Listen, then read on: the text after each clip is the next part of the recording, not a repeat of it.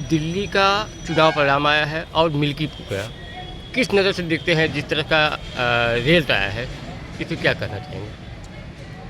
देखिए, ये एक स्वाभाविक रिजल्ट है, इसमें कोई अप्रत्याशित रिजल्ट हमको नहीं लगता।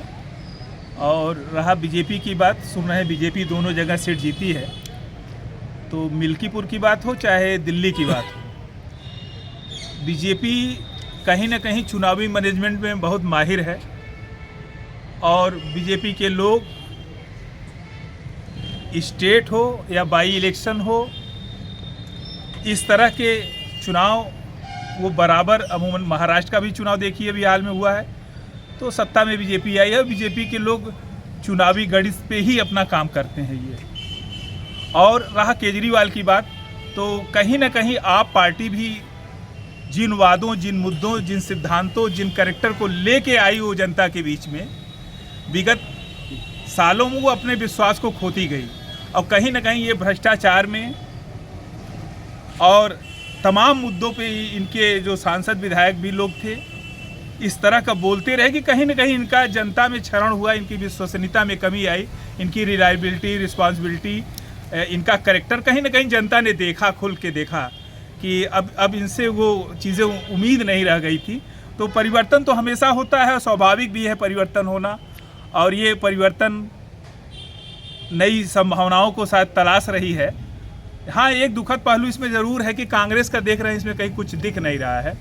ये कांग्रेस के लिए बहुत आत्म विश्लेषण की बात होगी कि आखिर आप निरंतर चुनावों में आप एक सीट भी अगर नहीं जीत सकते, तो आप नेशनल पार्टी का आपको कमीशन से दर्जा है, तो इन चीज़ों को भी सोचना चाहिए। और छोटी छोटी पार्टियां भी जो है वो भी अपनी स्थिति को या अपनी उपस्थिति को दर्ज नहीं कर पाई हैं। ये कहीं ना कहीं पॉलिटिकल चिंता का भी एक विषय है।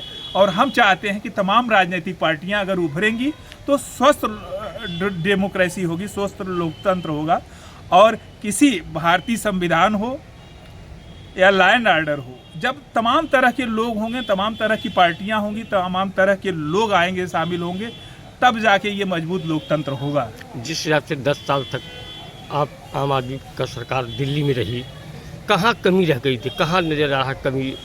नहीं, देखिए, एक चीज़ ये है कि इसके सांसद, विधायक, मंत्री अमूमन जेलों में ही जाते रहे, जेल से या तो बाहर अंदर, बाहर अंदर बाहर। कहीं ना कहीं वो जनता ने जिस उम्मीद से इनको ले आई थी, जिस उम्मीद से लोगों ने परिवर्तन किया था, पहले कांग्रेस थी, बीजेपी थी, सबको हटा के इनको 2-2, 3-3 बार पूर्ण बहुमत दिया, और पूर्ण बहुमत के बावजूद भी ये लोग अपने को इस हालात तक ले आए हैं। तो कहीं ना कहीं ये पार्टी की कमियां रहीं, इनकी नीतियां रहीं, इनका कहीं ना कहीं जनविश्वास में भी इनकी कमी आई है।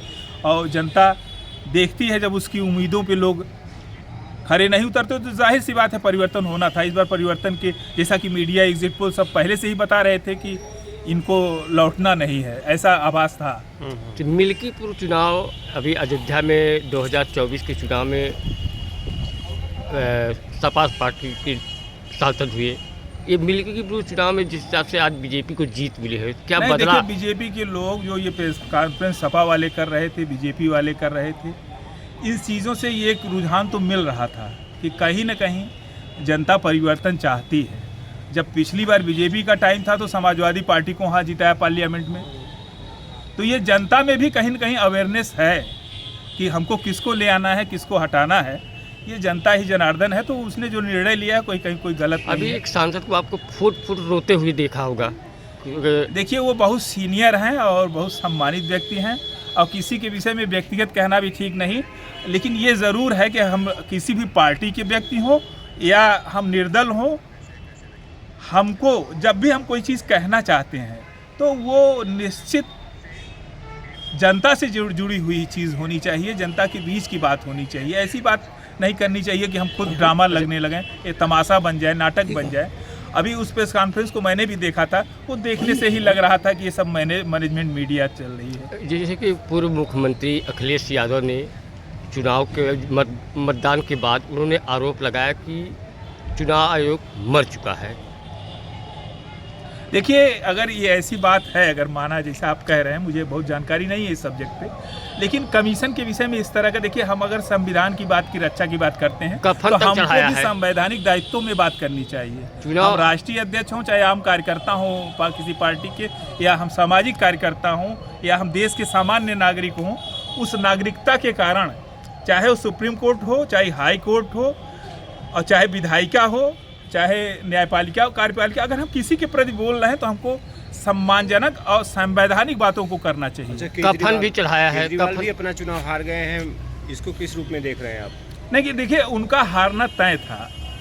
एक लिमिट होता है, एक कंडीशन होता है, एक लेवल होता है। केजरीवाल साहब बराबर अपने लेवल से नीचे उतर के बात कर रहे थे। इधर लंबे टाइम से वो भी भाग भाग के बात कर रहे थे। इन पे शराब का जरूर लगा था, इन लोगों पे घोटाले का आरोप, लेकिन इनकी बातें भी बड़ी बहकी बहकी आती थी। और राजनीति, लोकतंत्र, डेमोक्रेसी में एक संसदीय प्रणाली होती है, उस प्रणाली के तहत डिस्कशन होता है पार्लियामेंट, असेंबली में। और जब भी कोई सांसद विधायक बोलता है तो उसको कम से कम खुद को ये मैनर होना चाहिए कि हम संवैधानिक स्थिति पे बोल रहे हैं या नहीं बोल रहे हैं, हमारी बात लोकतांत्रिक है या नहीं है, इसको विचार करना अन्ना चाहिए। आंदोलन से अब निकल ये के- नहीं है कि हम अनर्गल किसी पे कोई भी टीका टिप्पणी करते रहे। अन्ना आंदोलन से निकल के आए थे, तो क्या जनता से विश्वास खो चुके हैं पूरा? देखिए, आंदोलन नहीं, वो समय का भी मांग होती है, कुछ चीज़ें वो उस समय की मांग थी, वो लोग आए। आज भी समय की कोई डिमांड ही है जिससे अन्य लोग आ रहे हैं। ठीक। और परिवर्तन समय की गति है, जो आए हैं उनका स्वागत किया जाए। Thank you.